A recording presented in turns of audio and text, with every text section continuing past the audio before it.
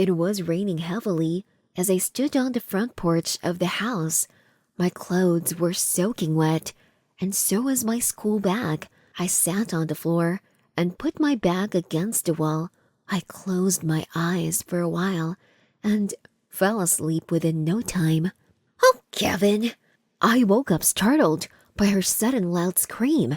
She began fiddling with her keys to open the front door. I saw her hands full of some shopping bags and ordered to take them from her, but she denied my help. "This isn't for you." I saw my dad coming up from behind as I was about to enter the house. "No, no, wait up." I waited for him as he got closer. "Let me get you a towel. You're going to get our carpet wet." He proceeded into the house while I stood outside shivering. My mom was 4 months pregnant. She was going through a miracle pregnancy due to IVF. I was 10 when they adopted me. I don't remember much, but I do remember that I was happier. I felt like an outsider ever since Mom had gotten pregnant. It was like they no longer needed me here, and I was just a liability in their lives. Today, they had ignored that my school would end at 2 p.m. and had continued shopping while I stood outside, alone in the rain. At first, when they told me they were going to be pregnant, I was excited. I thought I would be having a sibling, a playmate for life. However, things quickly started changing. They have been preparing the baby's nursery, so I sleep on the living room couch. My cupboard is also full of the baby's clothes, while mine are stuffed in the shoe rack in the corridor. They often leave me at home and go for long shopping sprees. Sometimes I even go to bed having bread for dinner, and when they come home, they simply retort to their bedrooms without glancing at me. I always imagined my life as it would be at 18, so I could leave the house where I felt so worthless. I still had 4 years left. Sometimes days were so hard that I just imagined myself with no future. It had started to feel like a torture. I was better than this at the foster homes and the CPS housing. At least, I knew that I couldn't expect a parent's love. Life went by in a blink and soon the baby was here. My parents left me alone in the house for 2 days when he was born. They stayed at the hospital. It was my first time being alone at home, and I was scared.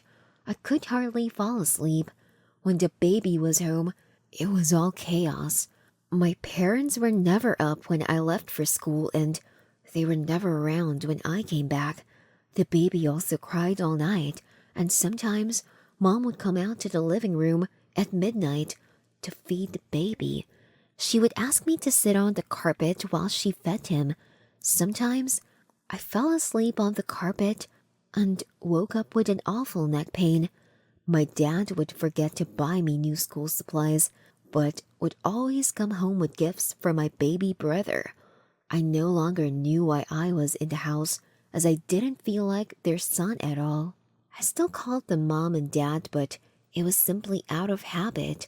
I felt as alone in the world as I did before my adoption, somehow even more than before, if that was even possible.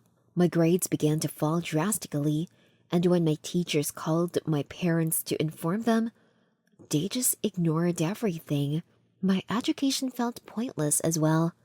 One day, I was sitting in detention as punishment for falling asleep in class. My old English teacher, Miss Mahoney, came in as a substitute. She was surprised to see me in detention. "Kevin, why are you here?" I fell asleep in my class and I suddenly felt very embarrassed. Miss Mahoney always thought I was a bright student and always praised me.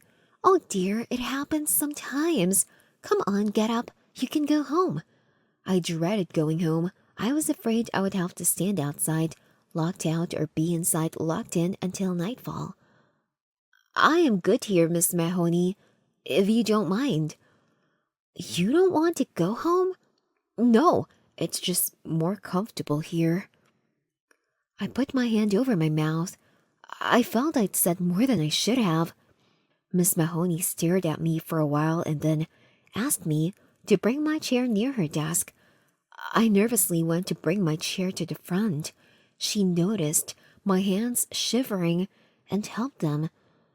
"You don't have to be afraid, Kevin. I'm your friend.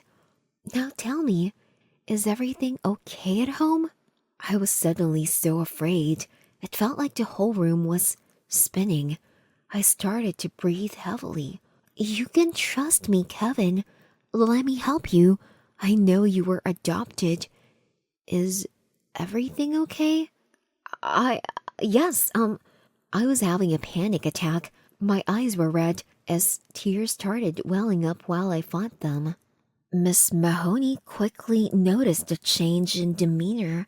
She asked me to follow her into her cabin and asked all the other students to leave. The students happily ran out. Getting free from detention early was a dream to them. Miss Mahoney sat me down on a chair and offered me a glass of water. She explained to me how she could file a complaint and help me out. Eventually, I told her everything about how I was being neglected at home and never had enough sleep or food. She was able to calm me down and then offered to drop me home in hope of having a conversation with my parents. She was convinced that they were simply having difficulty adjusting to a newborn in the house. When we got to our house, I tried the door latch, but it was locked, so I put my back against the wall as usual and began to sit down to sleep for a while. Miss Mahoney came up to the porch surprised. "What are you doing? Go inside." "Oh, Miss Mahoney, the door, it's locked. My mom always takes the baby to the park at this time. She comes by in the evening after meeting some friends in the neighborhood." I closed my eyes as Miss Mahoney uttered some profanity under her breath. She paced back and forth near the porch as she was attempting to call someone. I stood up startled when I heard her speak on the phone. "Hi, yes, I'd like to report a case of abuse. The victim is Mr. Kevin Thompson. He is 14 and he is being neglected by his adoptive parents." "No!" She went further from me as she continued talking. She hung up and walked towards me. "Kevin, you need help." "But they never hit me." "Oh dear, it's not always hitting. Listen to me. You deserve a better house and they need to be reported. You don't want them to adopt any more kids and have them live like you, would you?" I simply nodded my head. She told me I'd be safe and I shouldn't worry myself. She took me to a nearby fast food joint for lunch and talked to me about everything in detail. We came, and when I tried the latch this time, it was open. I waved her goodbye and went inside. It was another normal day until Dad came back from work. He stormed into the house, flunging the front door open. "Kevin!" He came towards me and pulled me by my arm from the couch and pushed me to the floor. My mom came from the nursery with the baby in her arms. "What's wrong, honey?" "This little brat has complained to the child abuse department. They interviewed me on the phone today. Ungrateful rat. He can't stand outside the front door for a bit." "Oh my God! Are they going to take the baby from me?"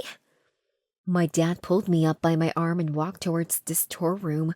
He pushed me inside and kicked me until I was on the floor. I heard him lock the door from outside. "Rot in there. Maybe you will be in your senses then." I cried and pleaded from inside so he would open the door. It was cold and dark in the storage room, and the light switch was outside. When I was exhausted from beating up the door and screaming, I sat down, crying silently. I woke up and fell asleep a lot of times. There was food around me, but my stomach was in knots. It had been very long, and they hadn't even opened the door at all. I had even peed on myself, as they didn't open the door. Even when I told them I needed to go to the washroom, it felt like I was going to die in this room. And although I thought about it a lot in the last few months, it felt very scary when it seemed like it was going to be true. I stood up as I heard some loud arguments outside. I started to cry for help, and soon enough, the storage door opened up. I saw Miss Mahoney and a few other men before I fainted as I felt some arm around me. When I woke up, I found out that Miss Mahoney had called the child abuse department again when I hadn't come to school again, and my parents told them I was sick. Miss Mahoney had convinced them to come and check. She had shown them the house, and when they didn't find me, they had begun arguing with my parents. It was a long legal process, but the adoption was dissolved, and I was to be put back into foster care. Since my injuries weren't serious, my parents were charged with misdemeanor charges and a huge fine. I wasn't allowed to meet them again, and I was so afraid that even when I knew they were around, I never looked up. I was just content with never seeing them again. Miss Mahoney volunteered to foster me until some adoptee family would come across. She told me that she would have adopted me, but she didn't have enough money for the process. However, she told me I could come to her for help at any time in my life. I also went through a therapy program to help me overcome everything. It was a long road ahead for me, and I was hopeful for the future. I planned to dive back into my books and my school friends. A lot of my classmates had heard what had happened with me through their parents. They were extremely kind to me, and their parents kept sending me small gifts of encouragement as well. I felt blessed to simply have empathy around me. That, I thought, was enough for my survival.